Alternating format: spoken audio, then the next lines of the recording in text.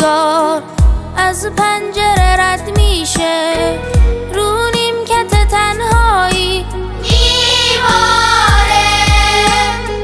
این تخت سیاه هر روز چشمش به دره، اما میدونه یه حسی رو کم داره. از تیک تاک ساعت، از گریه نیمکت، معلومه به شدت دلتنگ کلاس. از چهره تخته پیداست که چه سخته، چون این همه وقت